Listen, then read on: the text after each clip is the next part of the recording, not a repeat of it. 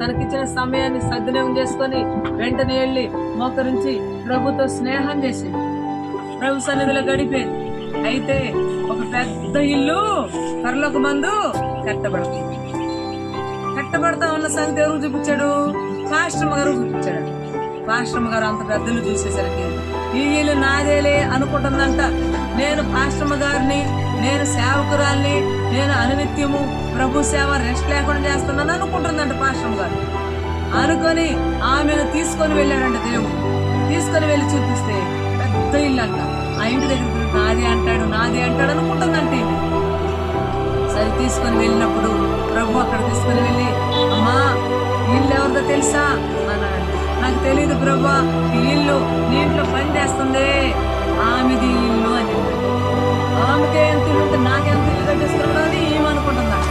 సరే ఆ పెద్ద ఇల్లు చూసి, మరి నా ఇంట్లో పని మనిషికి ఎంత చక్కటి ఇల్లు ఉందే, నాకెంత ఇల్లు కట్టేస్తున్నాడని ఈమె అనుకుంటుందంట.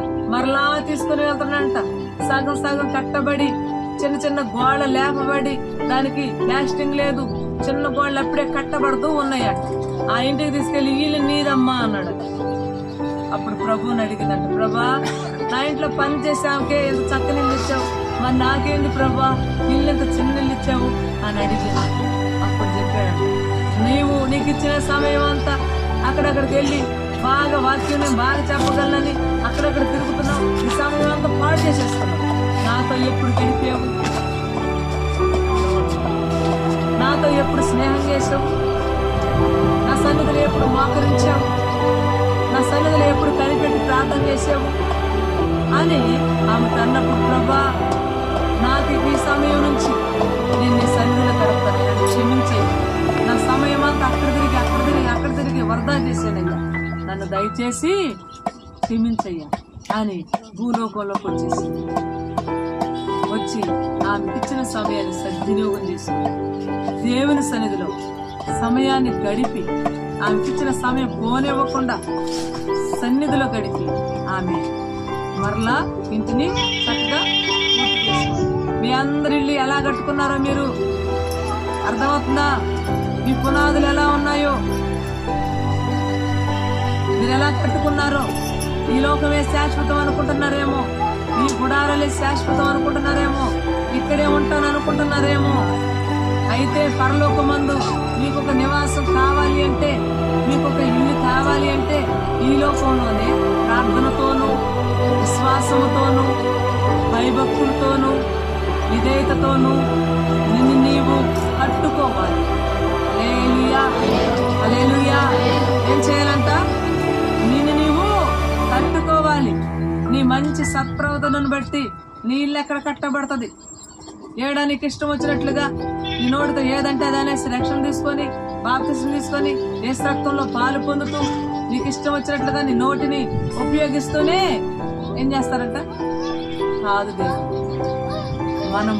మన అన్ని పరిశుద్ధమైపోవాలి, మన క్రియలన్నీ పరిశుద్ధపరచబడాలి.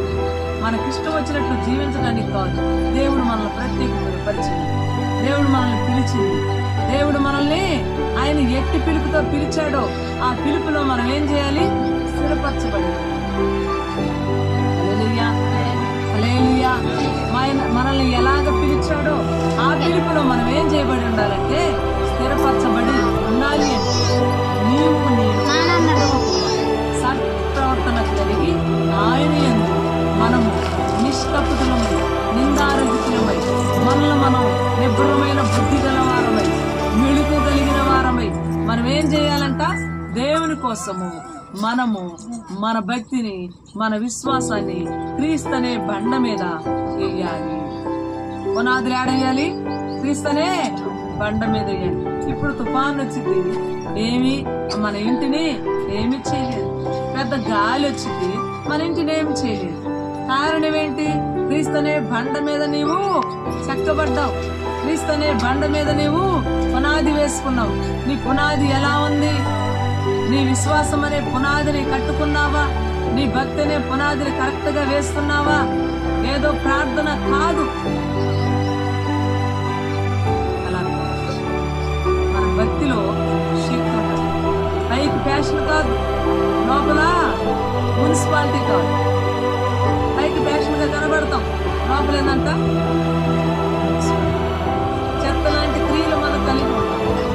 అందుకని పైకి భక్తి గల వారంగా కనబడకపోయినా అంతరంగంలో శక్తిని పొందుకొని దేవుని కోసం మెళుకు కలిగి ఆయన కృపలో మనం ఏం చేద్దాం, ఎదగదాం. శిలువ శక్తిని పొందుకుందాము. శిలువ శక్తి ఈ లోకంలో ఉన్న వారికి వెరితనంగా కనబడొచ్చు, ఆయన నమ్మిన వారికి శక్తి అయ్యి ఉన్నది.